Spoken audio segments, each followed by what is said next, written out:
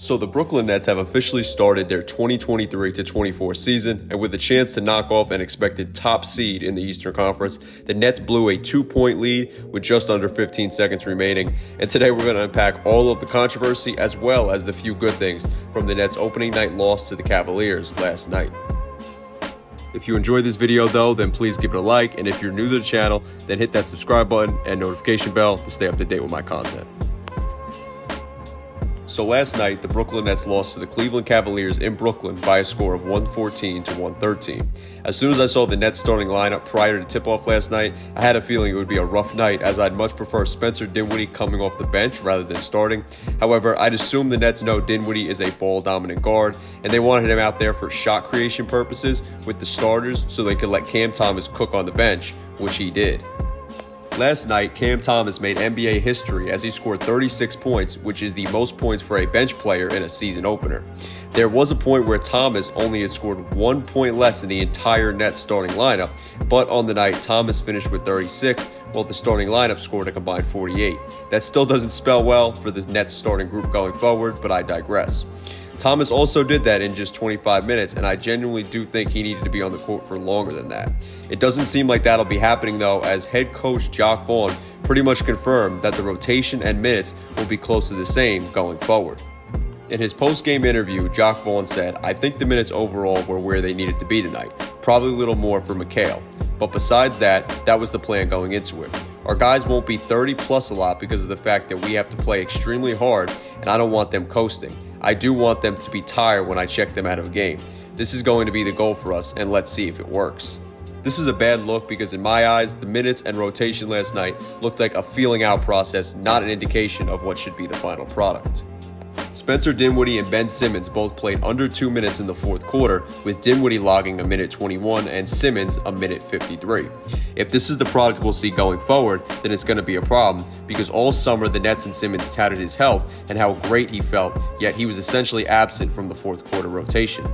Even if the Nets didn't want to close the game with Dinwiddie, since Cam Thomas was so hot, there's no excuse for him and one other starter to each play under 2 fourth quarter minutes in the first game of the season against a top team in their conference. I didn't even get into mentioning how Lonnie Walker, who essentially saved the Lakers' season in multiple big games last season, played 0 minutes last night, and Harry Giles, who I expected to see play at least a few minutes, was completely absent. However, I have to question how much of that is Jacque Vaughn and how much of this is the Nets' upper management after seeing this tweet or post. While Lionel Hollins is the one coach here who didn't coach the Nets under Sean Marks as the GM, the other three have, and all three men were adamant to keep guys playing under 30 minutes a night and have left good rotation players on the bench. The only times they didn't were when they had a star on their team to overrule their power. But unfortunately for the Nets, there's no players or stars with the power to do that on this roster. So a hot hand going to the bench and staying there will happen this season, and everybody needs to be prepared for that. Under Kenny Atkinson, D'Angelo Russell hit 7 first quarter threes, then got put on the bench and only scored 11 points the rest of the night. This has been a trend under this Nets management, and it might just be coaches taking the front office's orders. At the end of the day though, this game somehow still ended better than I expected. I felt this could have been a pretty bad loss for the Nets, even with starting center Jarrett Allen out for the Cavs. So a 1 point loss to a perennial contender isn't the worst way this game could have gone. However, I think 3 key guys who the Nets need to be better are Mikal Bridges, Ben Simmons, and Jacque Vaughn. While this was only the first game of the season, Bridges didn't look like the player we saw during his Nets tenure from last season. If we look at just Mikal Bridges' scoring since becoming a member of the Brooklyn Nets and don't count the Nets' season finale against the Sixers, where he only played 4 seconds, last night was his 5th lowest scoring game of his Nets tenure. While 20 points scored isn't terrible, that still shows just how good he looked when he arrived in Brooklyn last season, and with him being looked at as the Nets' top guy going forward, he has to do better than just 20 points against a top defensive team. In terms of Simmons, he didn't look terrible, but he looked like the Philly version of himself minus the athleticism and explosion, which are the key things that made him such a great player during his time with the Sixers.